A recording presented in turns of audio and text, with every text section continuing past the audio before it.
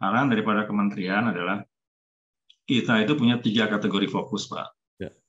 Yang pertama adalah farma ya. Cuma farma ini nanti mungkin kita nggak akan kembangkan lebih advance lagi, tidak ya.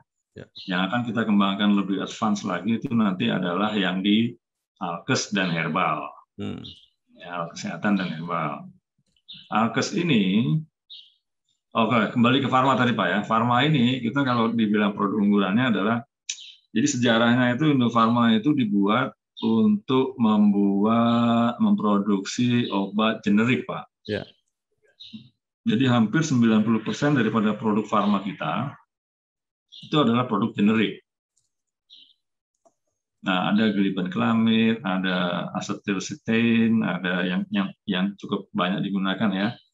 Ada omeprazole, banyak Pak yang sifatnya generik ya. Dan memang tantangannya ke depan ini kalau generik ini udah bukan red ocean lagi Pak sekarang Pak. Udah black ocean ini sudah nih.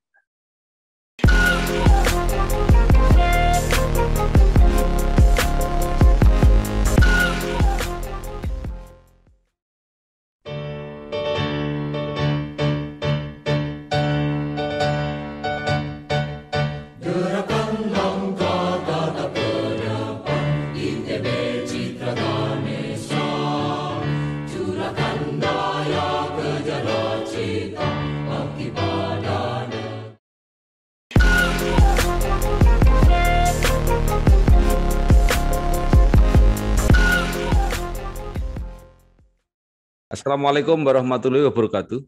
Bersama saya Bambang Sadurno di kanal Inspirasi untuk Bangsa. Mudah-mudahan kanal ini selalu bisa memberi inspirasi, motivasi, edukasi, syukur bisa membantu mencari solusi.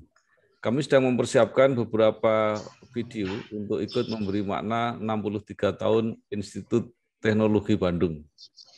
Saya sekarang sudah bersama dengan salah seorang alumnusnya, yaitu Bapak Arif Pramuhanto. Beliau adalah Direktur Utama PT Indofarma. Apa kabar, Pak? Alhamdulillah sehat, Pak Bambang. Salam sehat semua. Sehat semua.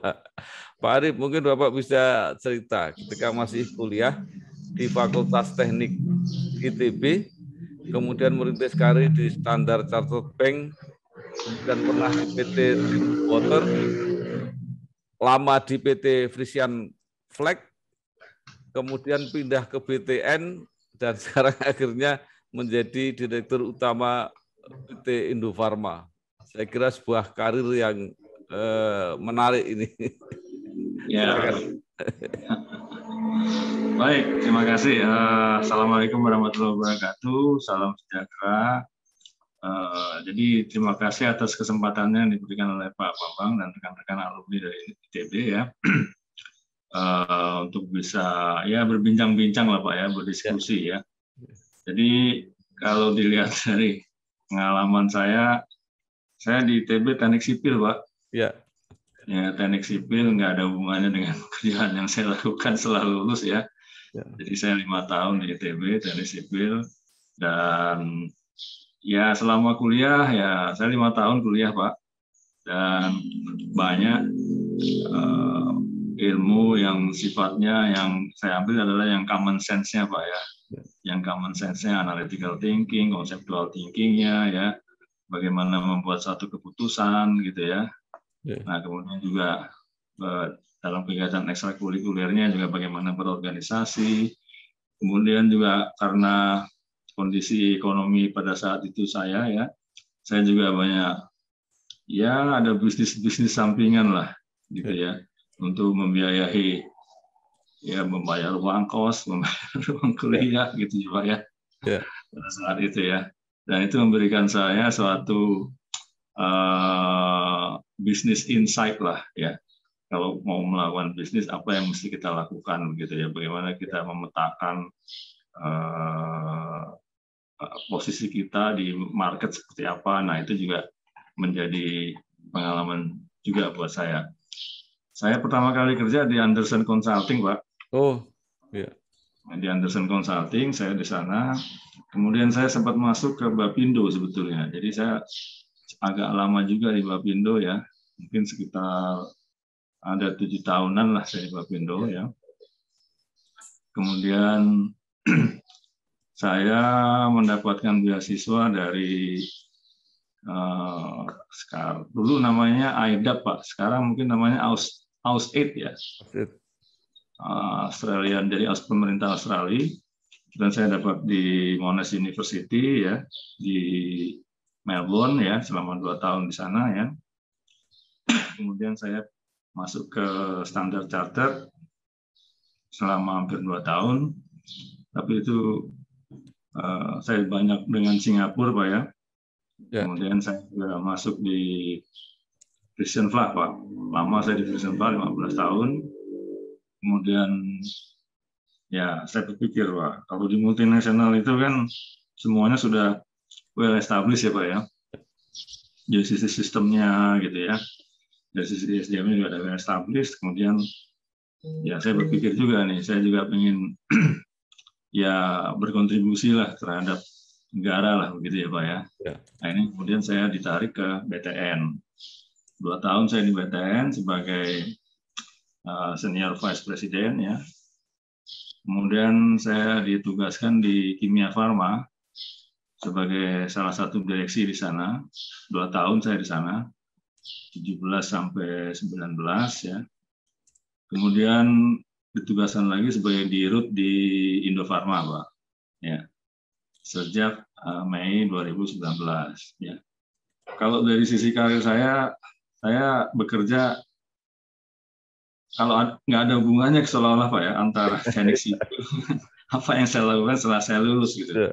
Saya bekerja waktu di consulting ya sebagai konsultan Pak, kemudian masuk di bank ya sebagai loan officer, account officer di sana ya. Kemudian pada saat itu saya berpikir at the end is about people Pak. Jadi apapun strategi yang kita sudah buat, sebaik-baiknya strategi yang sudah kita buat, ujung-ujungnya kan eksekusi ya Pak ya.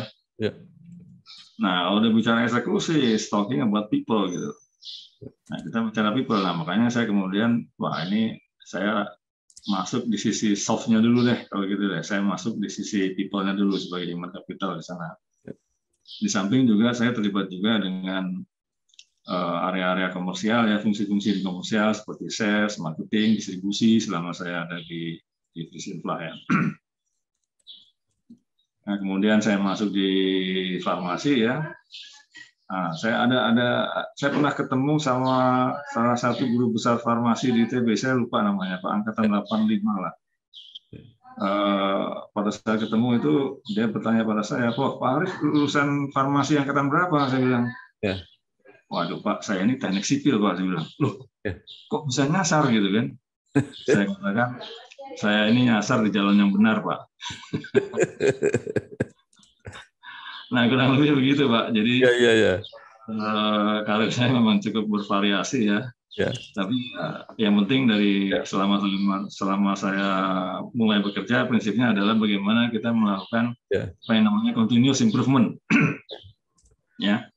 Dan saya selalu merasa tetap bodoh lah gitu lah Pak. Jadi saya kalau merasa bodoh gitu kan, saya merasa bahwa banyak hal yang harus dipelajari gitu ya.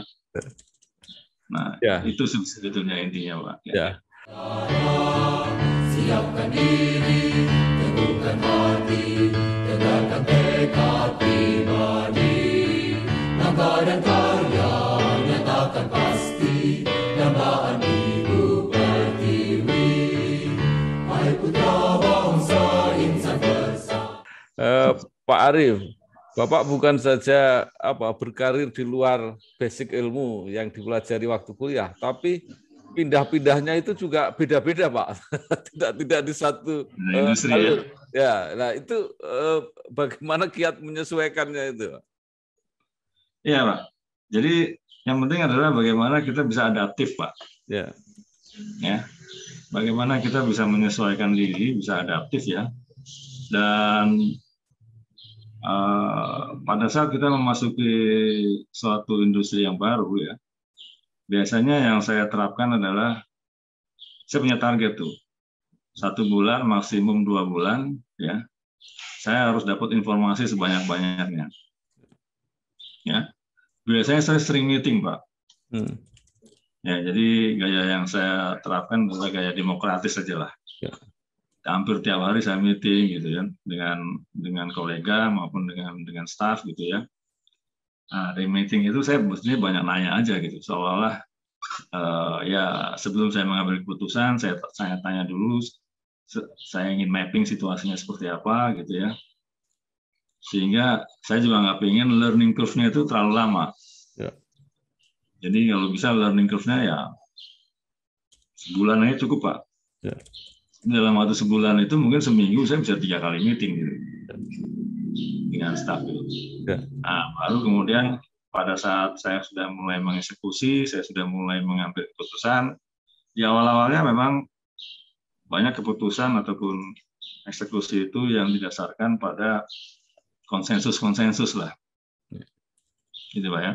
Yeah. Tapi nanti setelah saya betul-betul bisa mapping, baru kemudian ada beberapa direction ya, policy yang bisa saya endorse lah kepada mereka gitu Pak. Jadi intinya itu ya. Jadi kalau dalam gaya leadership itu adalah ada gaya demokratis ya. Nah itu yang biasanya kita gunakan di awal-awal kita memasuki suatu fungsi ataupun suatu industri yang berbeda, Pak. Tugas mulia menantimu, semangat dan tekad kembangkan selalu, sinar terang pasti datang, kajilah ilmu dan teknologi, seni dan budaya bangsaku. Ya, Pak Arief, ini Indofarma ini kan agak khas ya di BUMN farmasi ini. Jadi selain obat itu ya, baik yang generik maupun yang branded, kan ditugasi juga untuk mengembangkan alat kesehatan dan mesin farmasi. Ya. Itu kalau di obat apa Pak yang menjadi andalan Pak? Apakah tadi termasuk yang dari herbal itu yang ditugaskan ke Indofarma? Jadi arahan daripada kementerian adalah kita itu punya 3 kategori fokus, Pak. Ya. Yang pertama adalah farma ya. Cuma farma ini nanti mungkin kita nggak akan kembangkan lebih advance lagi, tidak ya. Ya. Yang akan kita kembangkan lebih advance lagi itu nanti adalah yang di alkes dan herbal. Ya, kesehatan dan herbal. Alkes ini, kembali ke farma tadi Pak ya. Farma ini kita kalau dibilang produk unggulannya adalah, jadi sejarahnya itu Indofarma itu dibuat untuk memproduksi obat generik Pak. Ya. Jadi hampir 90% daripada produk farma kita itu adalah produk generik. Nah, ada glibenclamid, ada acetylcysteine, ada yang cukup banyak digunakan ya. Ada omeprazole, banyak Pak yang sifatnya generik ya. Dan memang tantangannya ke depan ini kalau generik ini udah bukan red ocean lagi Pak sekarang Pak. Udah black ocean ini sudah nih. Yang makin banyak orang masuk di sana ya. Kemudian juga harga kalau sudah masuk di dalam e-katalog tuh nggak pernah ada sejarahnya harga naik Pak. Jangan-jangan harga mah turun aja terus itu ya. Nah itu yang jadi tantangan buat kami, sehingga kami di dalam strategi kami memasarkan OGB tadi adalah bagaimana kami produk fokus saja lah. Jadi nggak banyak lagi itemnya, kita coba produk Pareto kita apa saja, yang fokus kita ke sana. Ada masalah supply and demand seperti apa, kalau demand-nya nggak ada masalah, ya tinggal supply-nya aja kita penuhi Pak. Ya. Nah itu yang di Farma Pak. Nah khusus buat yang Alkes Pak, Alkes ini itu sebetulnya ada 4 kategori alkes Pak. Ya. Sangat teknis nggak apa ya Pak Bambang ya? Ya? Boleh Pak, boleh. Jadi ada yang namanya in vitro diagnosis. Nah itu kayak reagen gitu ya Pak. Kayak antigen. Nah, sekarang lagi banyak itu kan Pak. Kalau Bapak pergi kemana-mana itu kan dites antigen tuh. Iya iya. Nah itu yang sekarang lagi banyak diproduksi ya. Ya. Kemudian ada lagi hospital furniture. Hospital furniture itu ya hospital bed, yang infus, inkubator, ya seperti itu Pak. Kemudian ada elektromedis. Elektromedis itu barang durable yang harganya relatif mahal ya, relatif tinggi harganya ya. Itu seperti MRI, mobile X-ray gitu ya Pak ya. Kemudian ada ESWL, nah seperti itu. Kemudian ada lagi bahan medis habis pakai. Yang sekali pakai buang, disposable Pak. Ya.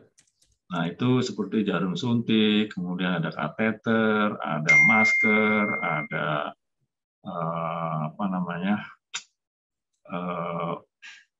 kantung urin, kantung darah gitu ya Pak ya. Infus juga Pak. Ya. Bagaimana? Infus juga buat Pak. Ya, kantong infus. Nah seperti itu Pak. Nah kami memang mengusahakan di semua kategori tadi. Tapi mungkin kita juga tidak semuanya, karena nanti kita juga takut tidak fokus juga, Pak. Ya. Jadi kalau untuk yang di IVD, kita sedang produksi reagen, Pak.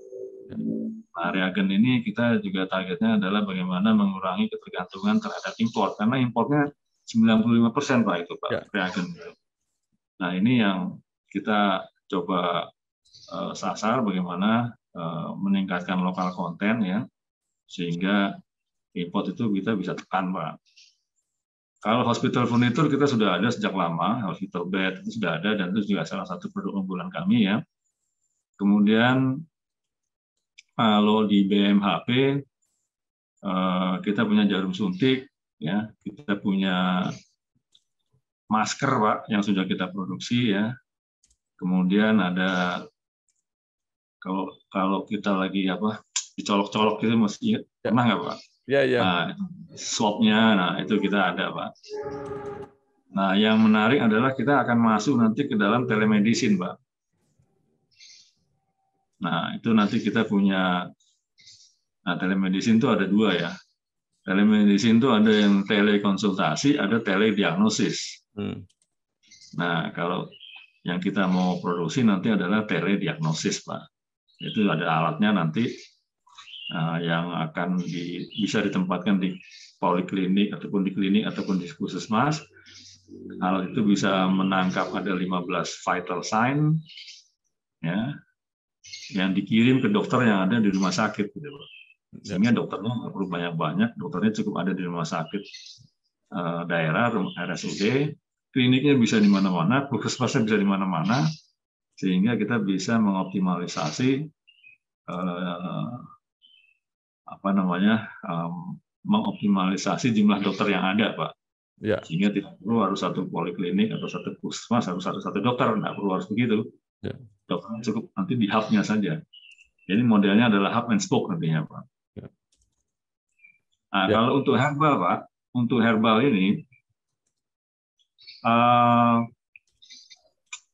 ini pasarnya cukup besar sebetulnya ya, karena sekarang ini kalau saya tahun lalu itu sudah hampir 21 T Pak ya, pasarnya Pak. Cuma memang terbesar adalah obat tradisional. Jadi kalau saya cerita sedikit mengenai herbal Pak ya, herbal ini ada 3 macam Pak. Ada yang namanya obat tradisional. Nah, obat tradisional itu tidak perlu ada uji praklinis, nggak perlu ada uji klinis. Ya berdasarkan klaim turun-temurun aja Pak. Ya. Minyak kayu putih ini khasiatnya apa gitu ya. Terus kemudian daun sambiloto ini khasiatnya apa. Ya. Jadi ada klaim ya yang berdasarkan pengalaman empiris itu ternyata benar lah, katakanlah gitu Pak ya. Ada daun ini bisa untuk menyembuhkan tekanan darah gitu ya, dan menyembuhkan kolesterol gitu ya. Nah kemudian meningkat lagi ada namanya obat herbal terstandar OHT. Nah, OHT udah ada uji praklinis, Pak. Artinya uji laboratorium, Pak ya, uji praklinis ya, uji laboratorium ya. Nah, kemudian meningkat lagi kepada fitofarmaka. Fitofarmaka ini berarti sudah ada uji klinis. Ya.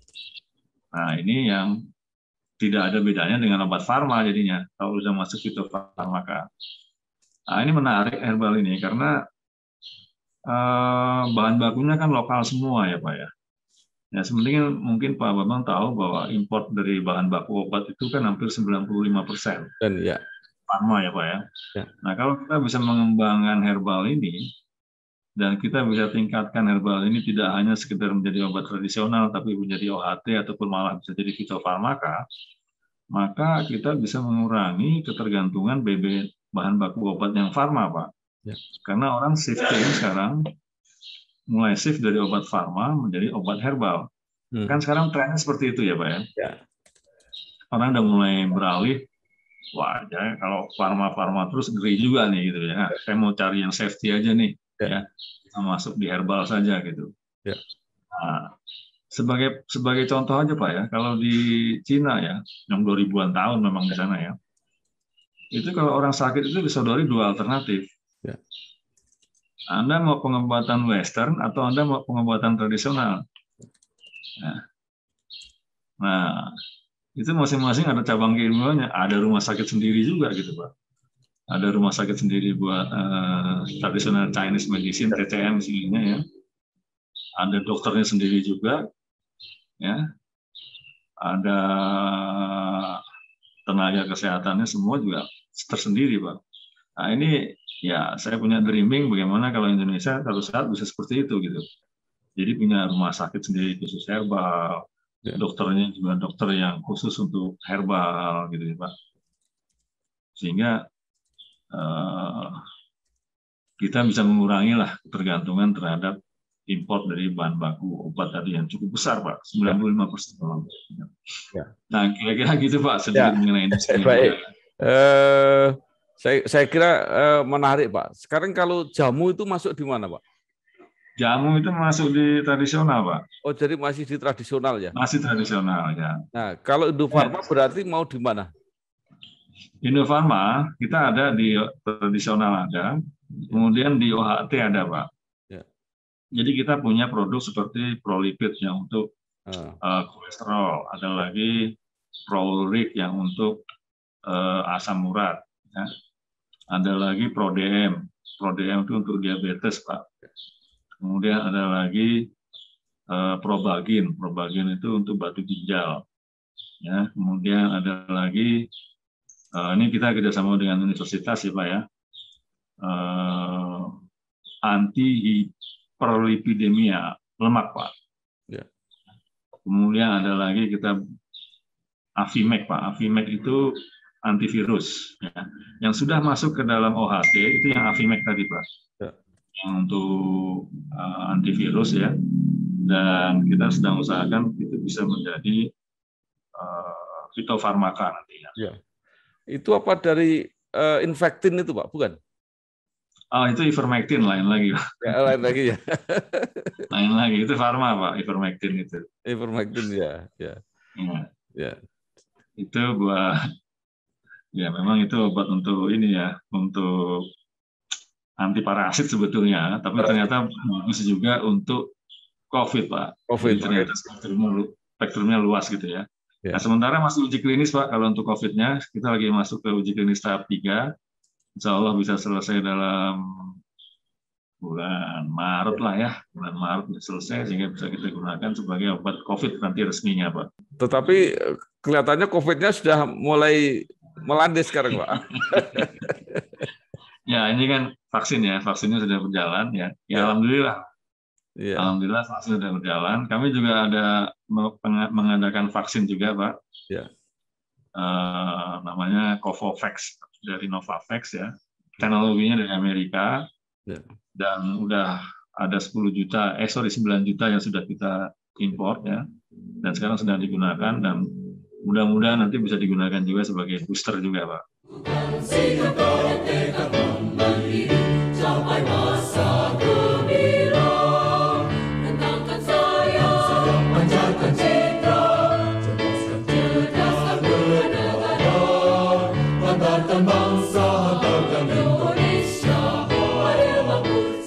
Pak, ini yang menarik tadi. Jadi bahwa Cina itu yang apa ya?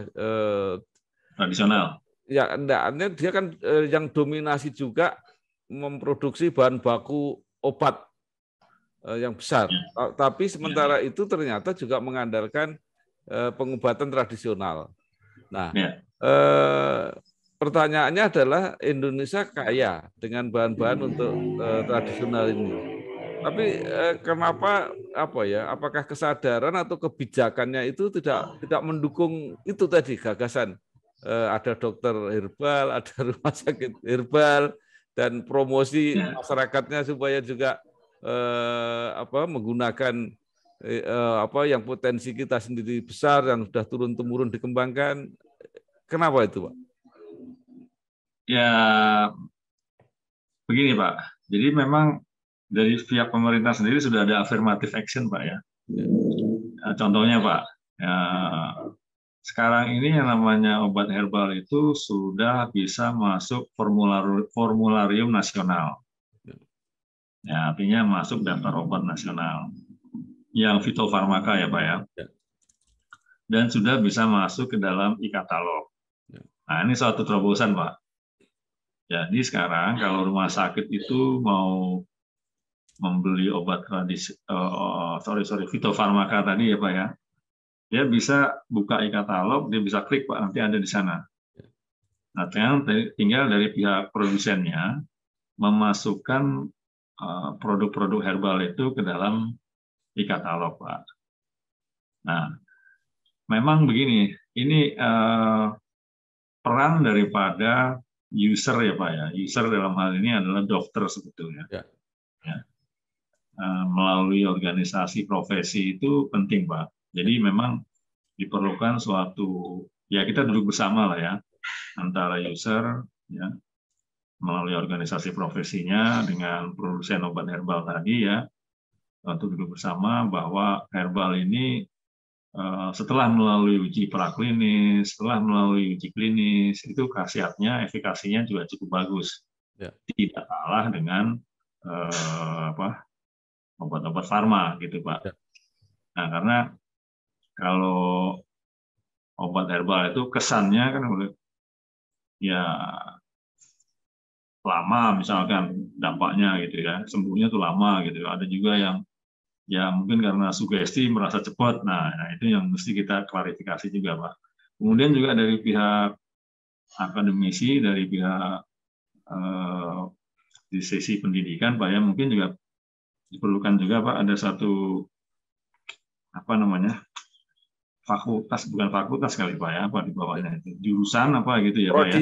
Program studi. Iya, program studi ya gitu ya. Khusus mengenai herbal, Pak. Ya. Nah, ini juga yang saya juga ingin sampaikan kepada lembaga perguruan tinggi adalah, nah ini saya udah mulai Pak, riset Pak. Ya. Ini kadang-kadang banyak itu riset itu yang dilakukan oleh lembaga riset, lembaga pendidikan tinggi gitu ya Pak ya, itu kesulitan di hilirnya pada saat monetisasinya. Karena ternyata apa yang diriset itu tidak sesuai dengan kebutuhan yang ada di pasar. Jadi istilahnya hilirisasi, Pak ya, hilirisasi daripada hasil riset. Yang saya sudah sampaikan berulang-ulang di dalam setiap kali ada kesempatan saya bertemu dengan akademisi, dengan lembaga riset adalah kita balik aja, Pak, hulunisasi gitu. Kami-kami yang di industri ini kan yang lebih paham nih ya, dalam kita karena sehari-hari berhadapan dengan customer, dengan market gitu Pak ya. Jadi kami paham nih kebutuhannya apa gitu. Nah ini kita tarik aja ke hulu Pak. Bisa nggak Anda melakukan riset untuk produk ini ya, kira-kira fitur dan benefitnya apa saja sehingga nanti manfaatnya, efikasinya seperti apa yang kita harapkan gitu Pak. Ya. Saya sudah mulai nih Pak. Saya sudah mulai kemarin dengan Universitas Udayana, kemudian juga dengan kemarin dengan Undip Pak ya. Nah ini dengan ITB Pak, kalau bisa nih kita juga bisa duduk satu meja lah gitu ya. Saya punya kebutuhan herbal nih seperti ini nih produk-produknya nih. Atau alkes misalkan, saya punya kebutuhan seperti ini. Bisa nggak Anda membuat risetnya sehingga bisa menghasilkan produk seperti yang saya minta gitu. Iya. Majulah maju pandu sejati, alma mater yang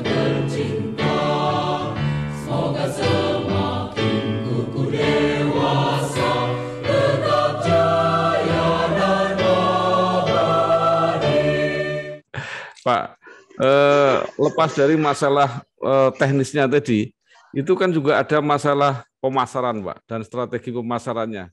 Kalau obat-obat farma tadi kan dipasarkan dengan sangat sangat masif, dengan petugas-petugas yang selalu mengunjungi dokter dan sebagainya. Juga kita tidak menutup mata, ada fasilitas, ada tawaran-tawaran tertentu. Apakah herbal ini tidak dilakukan seperti itu, Pak? Jadi begini, Pak. Ya. Ada produk yang ada pendekatan produk driven, ada pendekatan market driven. Nah, kalau kebanyakan farma itu adalah dia produk driven, Pak. Ya. Jadi produk ini ingredients-nya apa, manfaatnya apa, ya khasiatnya apa, ya efikasinya sampai berapa persen. Nah, ini yang kita pasarkan melalui jurnal gitu ya Pak ya, melalui nanti ya kalau ada, ya ini mohon maaf nih kalau ada seminar-seminar dengan lembaga profesi ya, kita nggak ngomongin produknya Pak, tapi kita ngomongin ada penyakit seperti ini ya, kira-kira upaya-upaya untuk menyembuhkannya pakai apa saja gitu ya Pak ya. Nah itu yang kita lakukan Pak kalau untuk yang produk farma. Produk herbal, Pak. Produk herbal kalau dia masih di tahap OTC ya, over the counter ya. Seperti banyak, misalkan saya sebut aja Pak ya, seperti ya, terkait tolak angin, jamu-jamu, ya begitu Pak ya. Itu melalui skemanya agak beda Pak. Itu market driven Pak. Ya. Jadi obat batuk herbal yang dijual di banyak apotek itu tidak harus kita melakukan kunjungan kepada dokter-dokter, tapi kita bisa melalui iklan-iklan yang terbatas, Pak ya, karena ini market driven. Ya. Kecuali kalau nanti sudah masuk ke fitofarmaka, Pak. Nah itu nanti kita mirip dengan farma, Pak.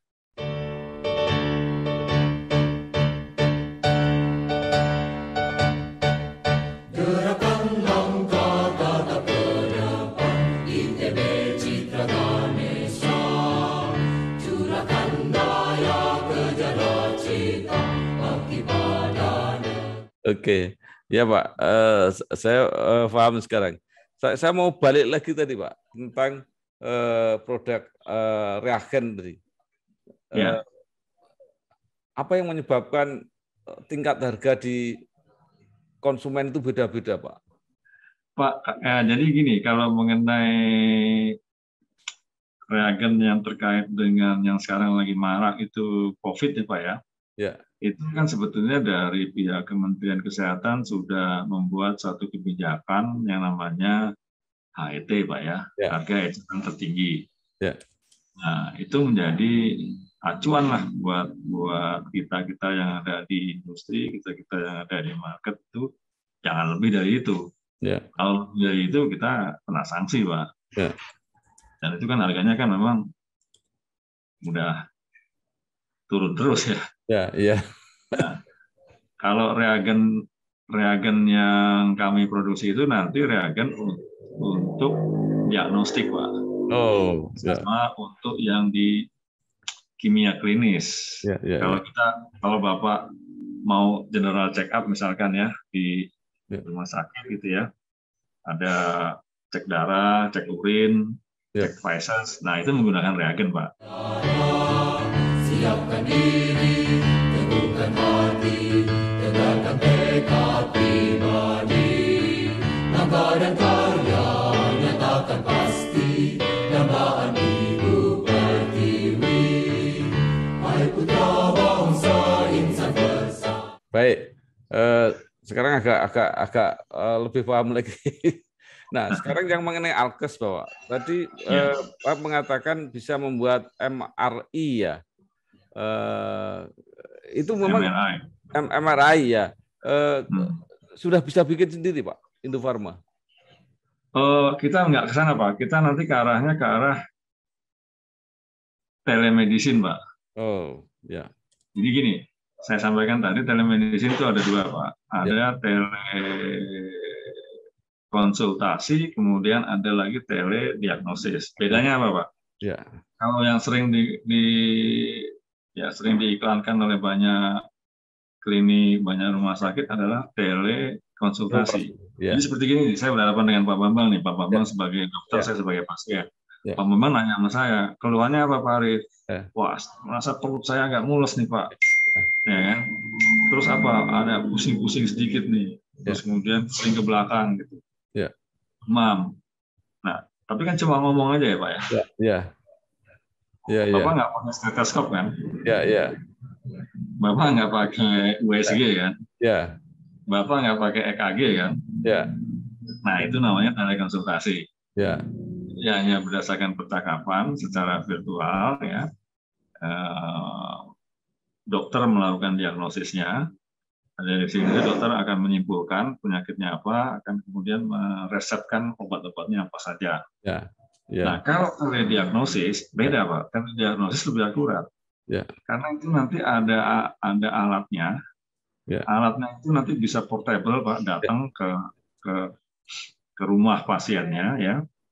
Kemudian juga nanti bisa di klinik-klinik kecil gitu ya Pak ya. Kalau memang nanti dia membutuhkan dokter spesialis, alatnya itu nanti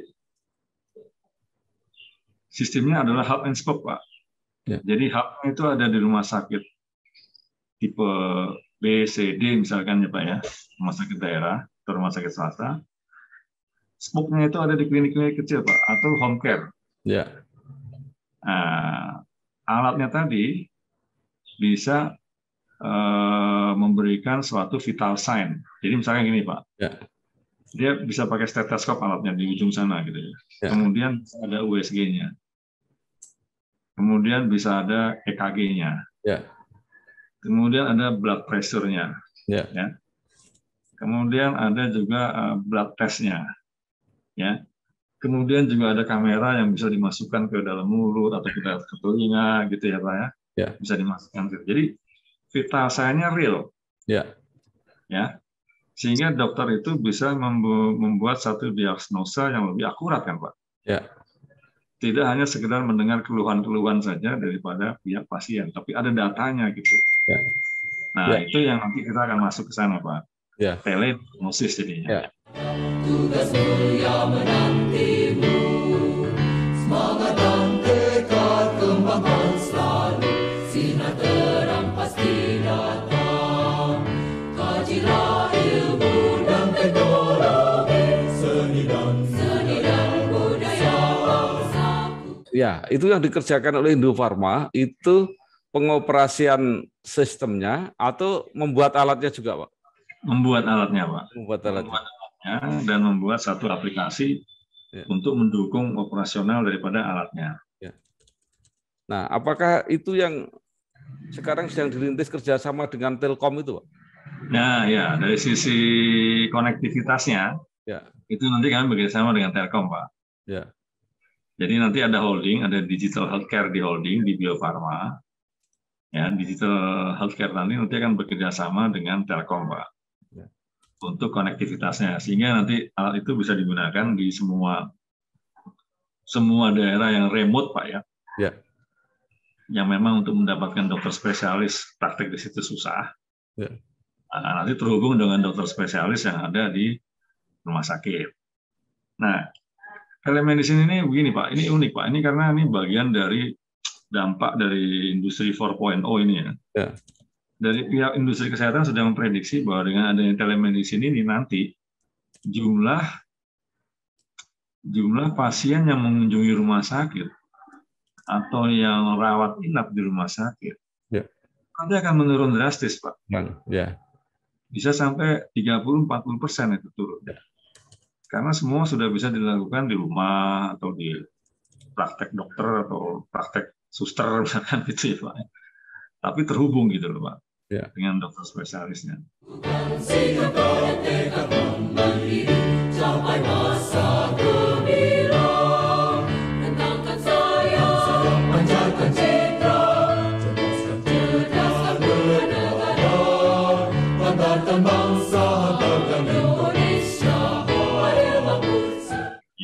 menarik sekali Pak. Tapi kapan mulainya? Kita sudah piloting semester ini, Pak, ya, semester 1 di tahun 22 ini ya.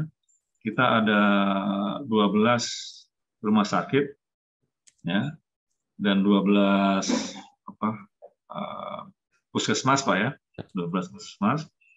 Nanti semester 2 full implementasinya, Pak. Jadi kira-kira 2022 di semester 2 sudah jalan, Pak. Sudah jalan. Semester 2 kita sudah full implementasi. Ya. Nah, kemudian kalau dari segi biaya, Pak, apakah lebih efisien atau dengan seperti yang sekarang ini? Jauh lebih efisien, Pak. Karena dari sisi pengadaan jumlah dokter, Pak, kalau kita mau membuat investasi untuk menghasilkan seorang dokter spesialis itu kan luar biasa besar, Pak, ya.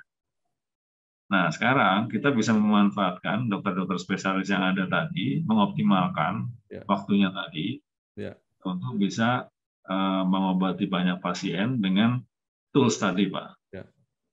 Nah, sehingga dari sisi biaya-biaya yang diperlukan untuk bisa pengadaan dokter spesialis atau alatnya gitu, itu bisa jauh lebih efisien, Pak. Harga alatnya sendiri juga tidak terlalu mahal, Pak. Dengan 15 vital sign tadi juga itu sangat affordable ya harganya ya. Kemudian juga dari sisi obat-obatnya, Pak, ya. Nah, obat-obatnya itu kan nanti kan kita ada formularium tersendiri nanti, Pak, untuk obat-obatnya. Sehingga ini nanti kita bisa melakukan efisiensi di banyak hal ya. Pertama dari sisi pengadaan alat kesehatannya, kedua dari sisi optimalisasi jumlah dokter spesialis yang ada, ketiga dari sisi formularium untuk obat-obatnya. Majulah maju pandu sejati, alma mater yang tercinta. Semoga semakin kukuh dewasa, tetap jaya dan abadi. Jadi ini nanti bisa dioperasikan oleh semua dokter atau masih perlu ahli, misalnya seperti ahli radiologi atau mungkin ahli komunikasi digital atau seperti apa, Pak? Ya, memang ini kan kita masuk era digital ya, Pak, ya. Jadi memang nanti ini memang kolaborasi, Pak. Jadi pasti kalau dokter dan tenaga kesehatan pasti tetap diperlukan. Tapi untuk pengoperasiannya itu nanti perlu yang namanya ya software engineer misalnya, Pak. Ya. Kemudian untuk produksinya nanti kita juga nggak bisa sendiri, Pak. Kita akan berkolaborasi juga dengan BUMN lain seperti PT INPI atau PT PLN gitu ya, Pak, ya. Atau juga dengan swasta misalkan dengan Panasonic gitu ya, Pak, ya. Supaya ini nanti secara ekosistem, Pak, ya. Secara ekosistem ini kita bisa buat lebih efisien juga, Pak. Kita juga akan melibatkan juga industri asuransi, Pak. Ya. Jadi nanti pola rujuk tadi juga menggunakan telemedicine ya. Kemudian juga, nah ini kaitannya dengan asuransi tadi. Ya. Jadi nanti semakin banyak ya opsi-opsi yang bisa ditawarkan oleh asuransi tadi. Mau paket ini, gitu ya, Pak, ya. Nah, karena nanti diagnosanya kan semakin tajam, Pak, ya.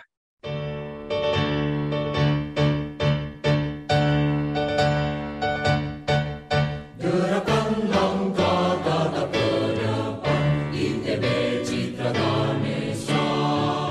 Curahkan daya kejar cita, bakti padanya.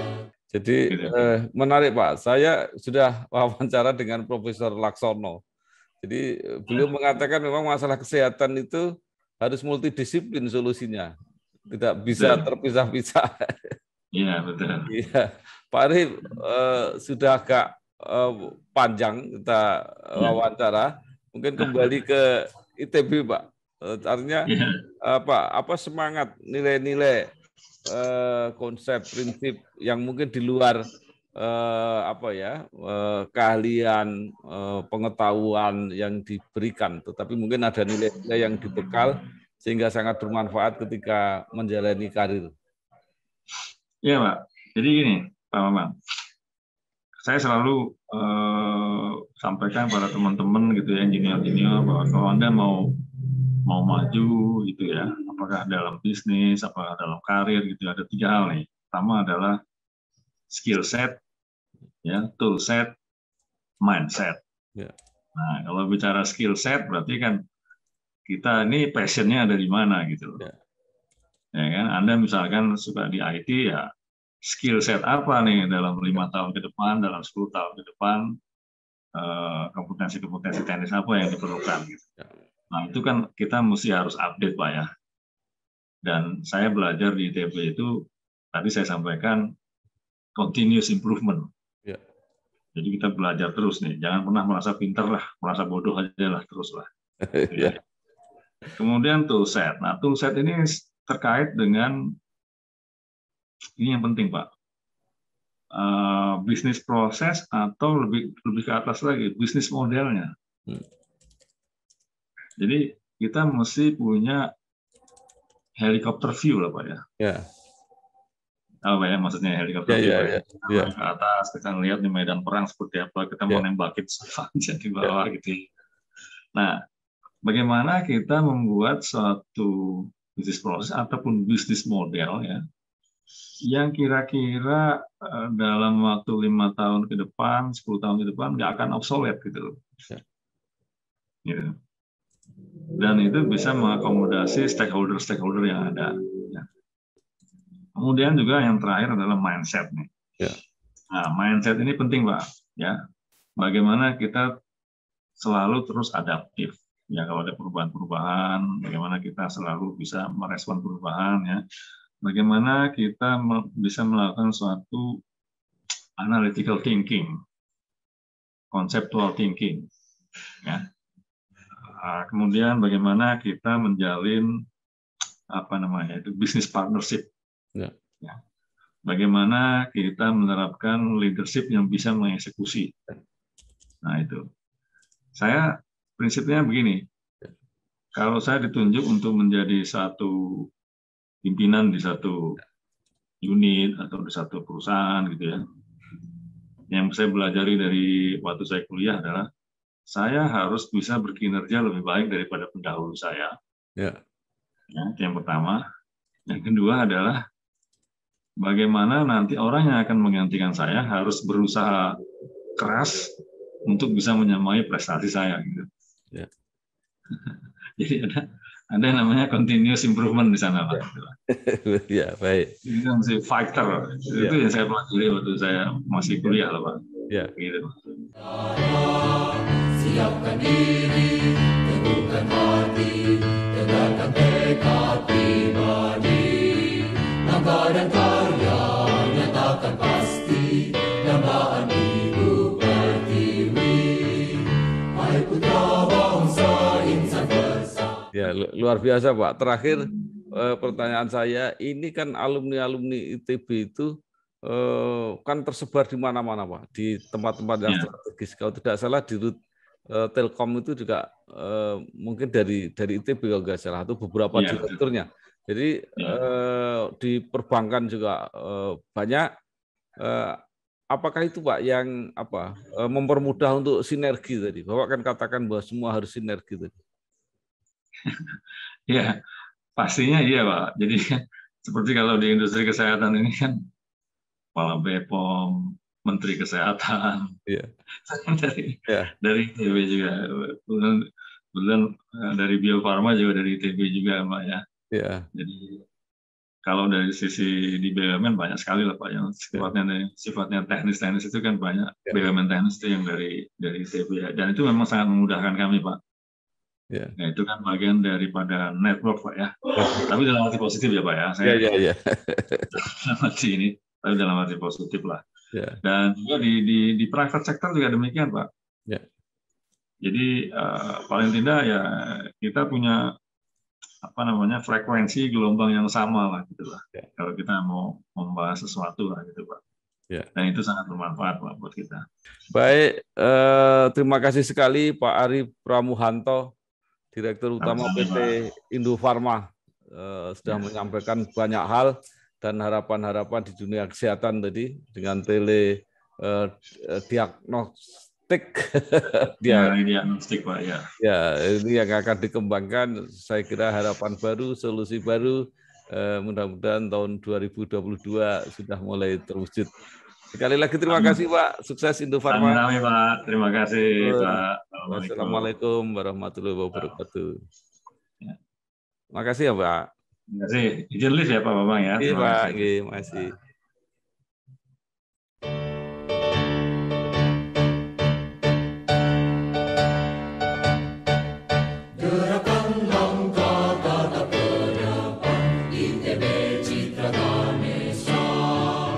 Curahkan daya kejar cita.